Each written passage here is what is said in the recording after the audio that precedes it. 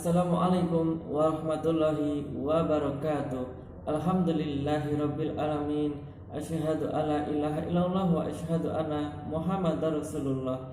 Puji dan syukur selalu kita panjatkan kehadirat Allah Subhanahu wa taala atas segala limpahan nikmat dan karunia-Nya, sehingga di kesempatan yang baik ini kita masih dapat mengikuti pengajian rutin pimpinan cabang Muhammadiyah Kecamatan Wedi.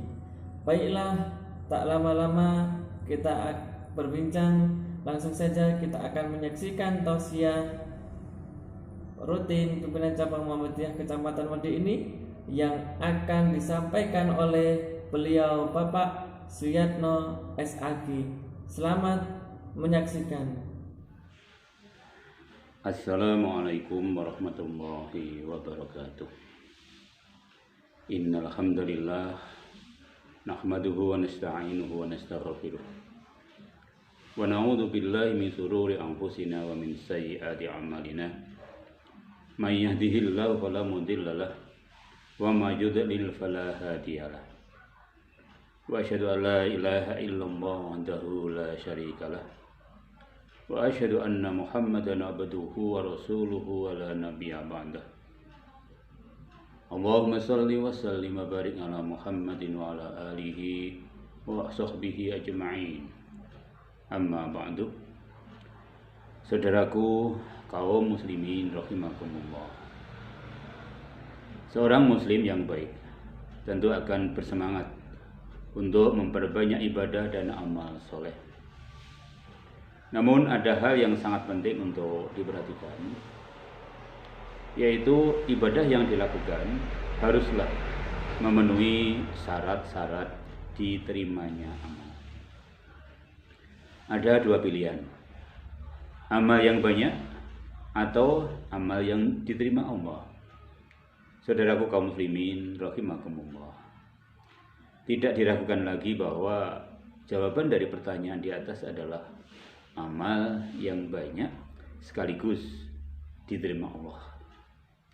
Saudaraku kaum muslimin rahimakumullah, yang menjadi prioritas kita bukanlah semata-mata seberapa banyak amal yang bisa kita kerjakan, tetapi bagaimana supaya amal kita diterima oleh Allah.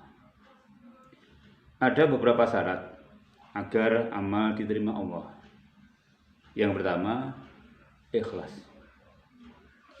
Allah Subhanahu wa taala berfirman, "Fad'ullah mukhlishina lahuddin walau karihal kafirun." Sembahlah Allah dengan mengikhlaskan peribadahan dalam beragama hanya kepadanya, meskipun orang-orang kafir tidak menyukainya. Al-Quran surat Ar-Ghafir ayat 14. Rasulullah sallallahu alaihi wasallam juga bersabda, "Innallaha la yaqbalu minal amali illa ma kana lahu khalisan wa btughiya bihi wajhuhu." Sesungguhnya Allah tidak akan menerima suatu amalan kecuali amalan yang ikhlas dan mengharapkan wajah atau ridha Allah semata.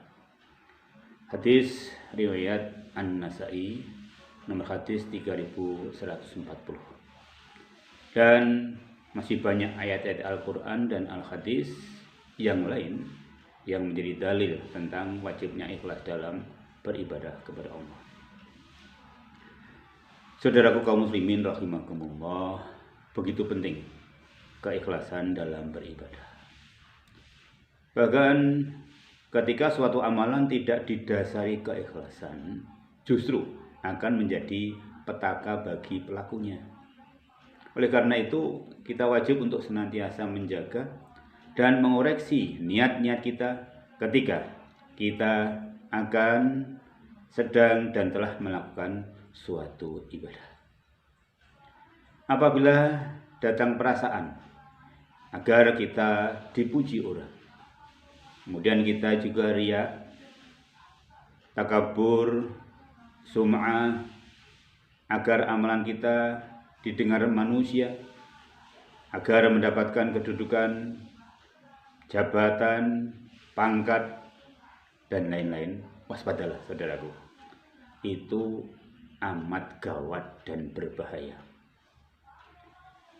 Imam Al-Ghazali dalam kitabnya Al-Kashfi wa Tibyan fi Ghururil Khalqi Ajma'in menyingkap orang-orang yang tertipu akibat tipu daya setan. Disebutkan orang-orang yang tertipu itu adalah satu, ulama atau cendekiawan. Yang kedua, ahli ibadah. Yang ketiga, hartawan atau dermawan. Dan yang keempat, sufi. Mengapa ulama, ahli ibadah, hartawan, dermawan, dan sufi bisa tertipu? Semua disebabkan karena niat ikhlas yang sudah sirna, yang menjadikan mereka riya, sombong, sum'ah, ingin kedudukan, ingin jabatan, ingin pangkat, dan macam-macam urusan dunia. Maka jadilah golongan itu menjadi golongan yang tertipu. Kemudian syarat yang kedua agar amalan kita diterima Allah adalah mutaba'ah. Artinya amalan sesuai dengan tuntunan Rasulullah. Allah Subhanahu wa taala berfirman, "Qul in kuntum tuhibbunallah fattabi'uni yuhibbukumullah wa yaghfir lakum dzunubakum. Wallahu ghafurur rahim." Katakanlah Muhammad, jika kamu benar-benar mencintai Allah, ikutilah aku, yaitu Nabi. Niscaya Allah mencintai dan mengampuni dosa-dosa kalian. Dan Allah adalah Maha Pengampun lagi Maha Penyayang. Al-Quran Surat Ali Imran ayat 31. Saudaraku kaum muslimin rahimakumullah, amalan tanpa dasar akan tertolak. Rasulullah sallallahu alaihi wasallam bersabda, "Man akhdasa fi amrina hada ma laisa minhu fa huwa raddun. Man ngamila amalan laisa alaihi amruna fa huwa raddun." Yang intinya, barang siapa beramal tanpa dasar perintah Allah dan Rasulnya, maka hal itu akan tertolak. Hadis riwayat Bukhari dan Muslim. Saudaraku kaum muslimin rahimakumullah, itulah pentingnya mutaba'ah dalam beribadah.